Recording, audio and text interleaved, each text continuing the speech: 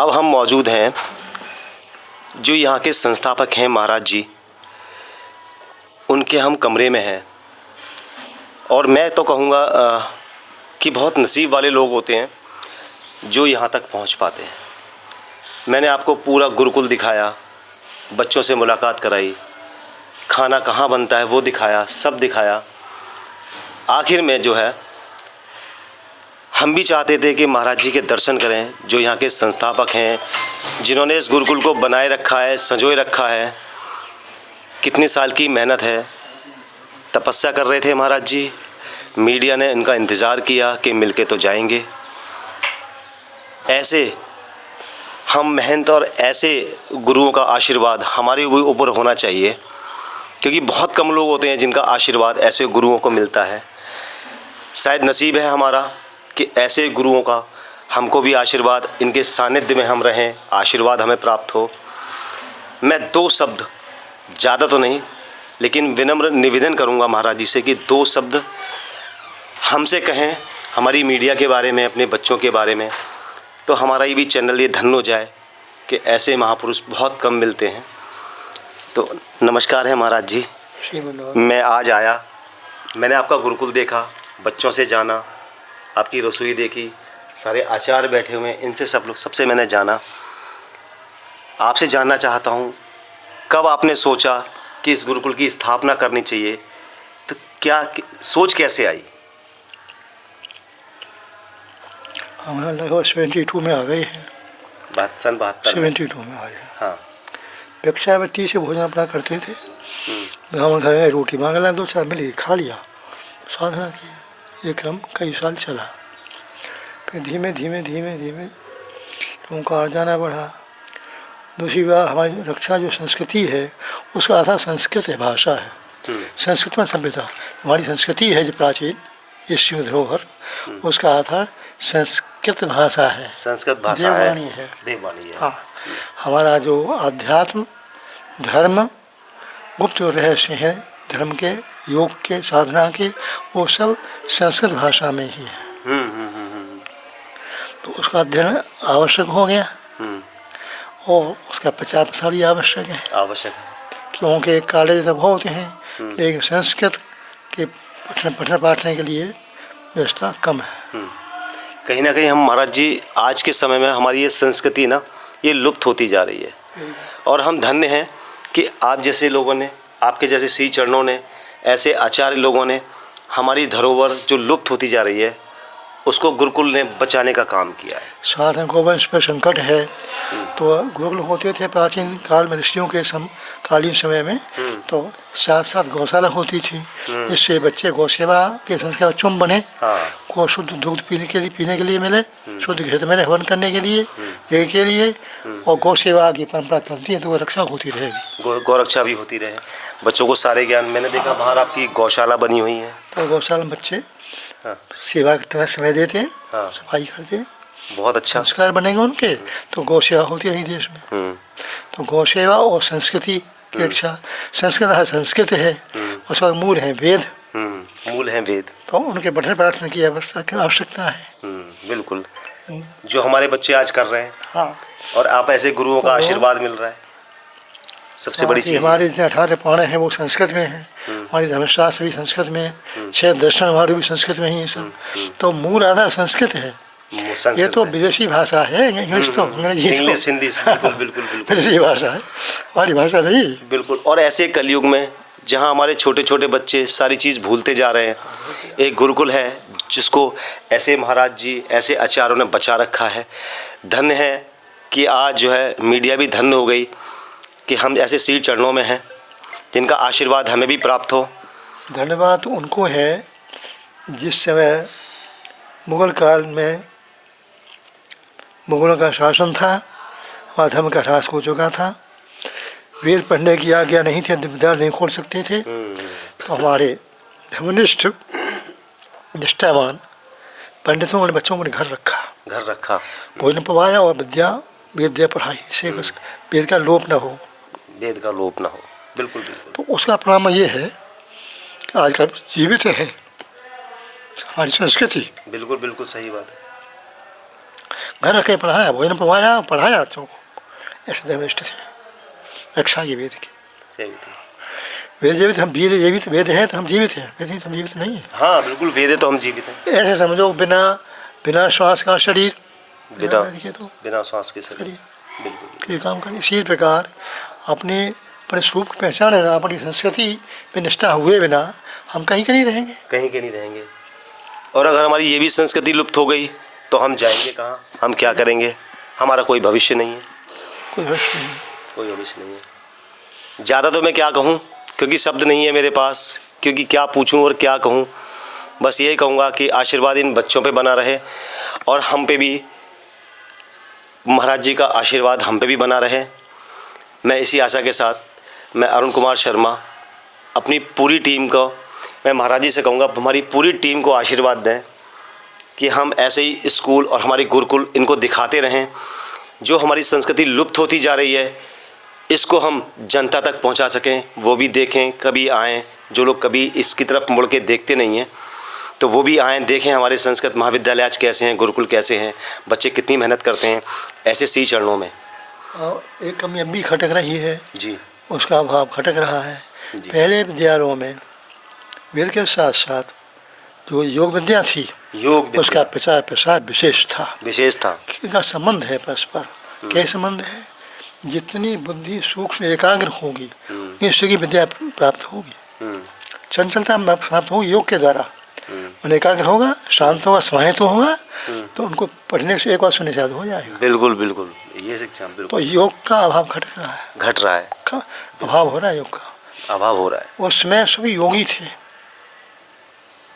योग किया करते थे, बुद्धि इतनी होती एक बार सुने याद हो गया। आज वो बात नहीं रही, क्योंकि योग से विमुख हो गए। परंपरा से योग का जो ज्ञान है वो लुप्त हो गया, सुप्त हो गया प्रचार प्रसार के बिना। योग विद्या विश्व में प्रसिद्ध थी। ऐसी कोई व्यवस्था होती है योग के बारे में? हाँ। योग और समन्वय हो वेद के साथ में तो 4 चांद लग जाए, 4 चांद लग जाएंगे। सही कहना है महाराज जी का। आप भी तो कहें। अब हम भी कहेंगे, मीडिया भी कहेगी, क्योंकि गुरुजी ने अपने मुख से एक शब्द निकाले कि योग शिक्षा बहुत ज़रूरी है जो लुप्त होती जा रही है। मैं भी हमारे माननीय मुख्यमंत्री और जितने भी लोग हैं उनसे आग्रह करूंगा कि जो महाराज जी के द्वारा उनके मुख से एक वचन निकला, एक शब्द निकले, तो इसको सरकार देखे और लोग देखें कि ये जो लुप्त होती जा रही है ये योग शिक्षा भी आनी चाहिए।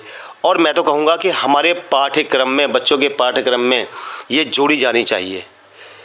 ऐसा ही है महाराज जी, क्योंकि योग साथ में होगा तो उसमें तात्पर्य है फुल कंसंट्रेशन ऑफ माइंड। हाँ, मान की पूरा एकाग्रता बिल्कुल, एकाग्रता होगी तो एक निषाद हो जाएगा। बिल्कुल बिल्कुल। हमारे बच्चों में बिना योग की एकाग्रता में नहीं है, एकाग्रता होगी तो एक बार निषाद हो जाएगा। बिल्कुल, ये शिक्षा बहुत ज़रूरी है, बहुत जरूरी है। मैं तो कहूँगा महाराज जी कि हमारे माननीय मुख्यमंत्री को और शिक्षा मंत्री को ये जोर देना चाहिए, पाठ्यक्रम लागू कर देना चाहिए। योग शिक्षक हों योग के बारे में, और बच्चों की रुचि उत्पन्न की जाए। बच्चों की रुचि कम है, वातावरण दूसरे प्रकार का है। हाँ, विदेश विद्या वातावरण वो नहीं है। हमारा जो आजकल विद्या का जो मूल आधार है वो समाप्त होकर के विदेशी शिक्षा की नकल, विदेशी नीति को हम लोग अपना रहे हैं। शिक्षा की नकल हो गई है, शिक्षा की नकल कर रहे हैं, विदेश नीति पे हम लोग अपने स्वरूप को भूल गए। हाँ, इसमें कहीं ना कहीं महाराज जी हमारे माता पिताओं की बहुत कमियां हैं। बहुत कमी है। हमारे माता पिता बच्चों को देख नहीं पा रहे, फ़ोन दे दिए, है ना, फेसबुक, इंस्टाग्राम, इन पे हम लोग ज़्यादा बिजी रहते हैं। हमारे बच्चे शिक्षा, हाँ, सारी संस्कृति। बात यह है कि देश काल का प्रभाव दोष किसको दें? जो हम लोग महात्मा लोग, आचार्य लोग, सन्यासी लोग, उनका लक्ष्य होना चाहिए कि हमारे देश में हमारी संस्कृति का उत्थान हो, संस्कृति का उत्थान हो। तो केवल प्रवचन तक सीमित रह गया है, प्रवचन से कुछ होना नहीं। हाँ, ये सत्य कहा आपने। क्रियात्म रूप सुप्त और लुप्त है। हाँ, बिल्कुल बिल्कुल, ये सत्य कहा महाराज जी। मूल कमी यहाँ है मूल में कि हम प्रवचन तो देते हैं लेकिन जमीनी स्तर पे कुछ नहीं। हम स्वयं खोखले प्रवचन दें उसका कोई लाभ नहीं होगा, कोई लाभ नहीं होगा, सामने कोई प्रभाव नहीं पड़ेगा। हम स्वयं वैसे बनकर ही प्रवचन हो, उनकी जीवनी शिक्षा देती है, रहने से शिक्षा, उनके पास रहने से ही शांति मिलती है। बिल्कुल सही। तो शिक्षा जीवन ही देती है। जीवन में हमारे योग का अनिवार्य रूप से होना चाहिए, सो नहीं है कोई कहीं एकांत हो नहीं। हाँ, एक आध हो तो सही सही बात, वो हमारे संज्ञान में नहीं है। केवल प्रवचन को अपना लक्ष्य माने, प्रवचन से काम नहीं बनना। हाँ। तो साथ में हमारा अनुभव भी आवश्यक है, प्रभाव अनुभव का पड़ता है। प्रवचन से ये मनोरंजन हो जाएगा हमारा, क्षणिक जिज्ञासा जागृत होगी, पुनरुक्त हो जाएगी, हो जाएगी। इसके लिए अभ्यास अति आवश्यक है, बहुत आवश्यक है। उसका नितांत अभाव है। अभ्यास की प्रपाटी लुप्त हो रही है। जो के बारे वो शिक्षक ही नहीं है, वो अभ्यास करने वाले नहीं है। ये ग्रंथों में सबको वर्णन किया हुआ है, उन ग्रंथियों को सुलझाए कौन? अनुभवी है नहीं। तो साथ में योग का भी प्रचार आवश्यक है। इसका संबंध परस्पर दामन चोली की भांति है। दामन चोली की, बिल्कुल बिल्कुल। ये थे महाराज जी के मुख से कुछ निकले हुए वचन। मैं अरुण कुमार शर्मा कोशिश करूंगा अपने चैनल के माध्यम से माननीय मुख्यमंत्री जी तक यह पहुंचा सकूं, कम से कम कि जो महाराज जी ने कहा वो मीडिया भी सहमत है इनकी बात से, कि योग का एक पाठ्यक्रम हर स्कूल में, हर क्लास में लागू होना चाहिए। जो हमारी संस्कृति लुप्त होती जा रही है, कम से कम हम उसे तो बचा लें, और हम कुछ नहीं कर पा रहे तो उसे तो बचा लें। हम आजकल देखते हैं यंत्रों से हमारे ऋषि लोग नृत्यबंध की झांस देख लेते, कहाँ क्या हो रहा है, कहाँ क्या हो रहा है। पहले यही था, ये हमारा योग था, ये हमारा योग था, मंत्रमुखता थी, क्योंकि हम ध्यान में रहते थे, कर लेते थे। तो अब ये प्रवचन तो रह गया है, लेकिन अंतर्निष्ठा और ध्यान आदि की निष्ठा समाप्त है, जमीनी स्तर पे नहीं है, स्तर पर नहीं। बस मुंह से कह दिया। यही हमारे कथावाचक जितने भी लोग हैं आज वही कर रहे हैं महाराज जी। तो शास्त्र के जानते हैं वो भी इसी फेर में पड़े हुए। प्रवचन की अपेक्षा हमारे जीवन में अनुभव की निष्ठा हो, अनुभवी हो हम, तब प्रभाव पड़ेगा, जब प्रभाव पड़ेगा। हाँ, नहीं तो हम ऊपर ही ऊपर तैरते रहेंगे, बात बनेगी नहीं। ये थे हमारे महाराज जी, इनका आशीर्वाद हमें प्राप्त हो, इसी आशा के साथ कोशिश करूँगा कि इनकी बात तक मैं आगे तक पहुँचा सकूँ। मैं अरुण कुमार शर्मा, अपने कैमरामैन जयप्रकाश के साथ, धन्यवाद आपका। परंपरा से न होने से बच्चे खाली थोड़ी बेरंजू लगे रह जाते हैं, और लो भाई ये कुछ गहराई में आने का प्रयास नहीं करते, इसमें कमी है। हमें प्रसाद भी मिला महाराज जी के हाथों से, धन्य है हम कि हमें प्रसाद भी मिल गया महाराज जी के शुभ हाथों से, हमें प्रसाद भी मिला। वो बचपन से बहुत शौक था इधर आने का। हम पढ़ते थे जब फिरोजाबाद पढ़ते, फिरोजाबाद उसमें तहसील थी हमारे यहाँ से 10-12 किलोमीटर 15 किलोमीटर है, साइकिल से जाते थे। ये कोई महात्मा कोई है कि नहीं है, तो एक महात्मा लेते थे, प्राचीन महात्मा, वो पढ़े इंजीनियर थे, वो इंजीनियर छोड़कर महात्मा हो गए थे। वो टाटवाड़ी नाम से विख्यात थे, टाट पहनते थे गौर वर्ण, और कॉलेज के आगे जाकर बाईपास रोड पे छोटे आश्रम में रहते थे, तो उनसे मिलने के लिए गए, आश्रम ले जाते थे। तो अंतर्मुख महात्मा थे, अभ्यासनिष्ठ थे। तो उस रोड पे कई जगह है, कोई कोटला गाँव में, कोई उधर आगे, तो उनके पास एक बात आया कि महाराज कोई संतान नहीं, संतान कब कैसे हो। उनका 3 साल बाद कोटला गांव का गोपी बनिया मरेगा, वो तुम्हारा जन्म लेगा। अच्छा। ये कहो। तो जब उनके पुत्र का जन्म हुआ तो व्यक्ति गए वाहन से कोटला गांव में, तो वो सब जिला के गोपी वैश्य का अंतरुण साधनिष्ठ थे वो महात्मा।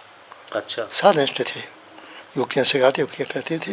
हमें उस टाइम निकाल के जाते, घरों से बच करके मिल जाते, उनसे मिलते थे हम भी बीच बीच में। तो कई बात होते, ताजे बढ़ाते थे, ताजे पहुँच जाते थे, हम वहीं रहने लगे थे प्रजाल में ही, इनसे कुछ लाभ उठा हमें। लक्ष्य तो ये है, अर्थात अब योग के शिक्षकों की, मार्गदर्शकों की बहुत भारी कमी है, क्योंकि केवल हम वाणी कि प्रवचन के द्वारा ही सुधार चाहते वो नहीं होगा, नहीं क्रियात्मक रूप नहीं आएगा जब तक अनुभव में, तब तो क्रियात्मक बनेगी, बिल्कुल बिल्कुल एक व्यवसाय बनेगा ये तो। व्यवसाय है जो आज हम कर रहे हैं। हाँ, बिल्कुल सही है, सही कहना है महाराज जी का। आशीर्वाद प्राप्त हो, अच्छा लगा कि हम सील चरणों में हैं। आशीर्वाद दें महाराज जी।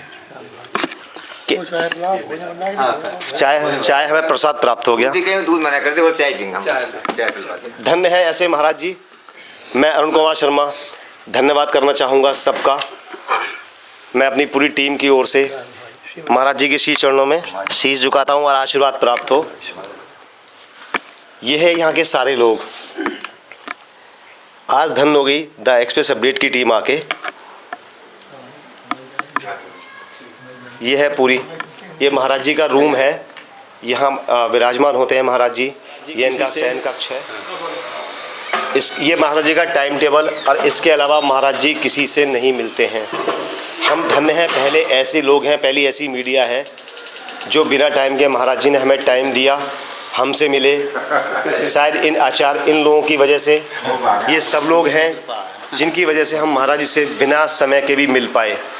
और ऐसे शुभ विचार महाराज जी ने, और कुछ एक दो बात हमें महाराज जी ने हमें कहीं योग शिक्षा के बारे में आगे तक पहुंचाएंगे, शिक्षा मंत्री तक पहुंचाएंगे। संदीप जी हैं हमारे शिक्षा राज्य मंत्री। अब चलते चलते इस कड़ी में ये महाराज जी हैं, ये उनका मंदिर है उड़िया बाबा का। प्राचीन बहुत बड़ी, ये उड़िया बाबा का प्राचीन मंदिर है।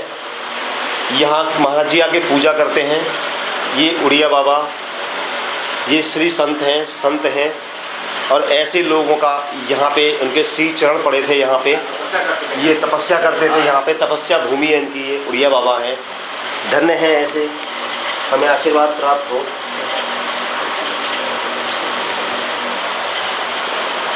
आज मीडिया भी आके धन्य हो गई और हमें भी श्री चरणों का, हमें भी ऐसी आशीर्वाद मिले। ये है एक ऐसे संत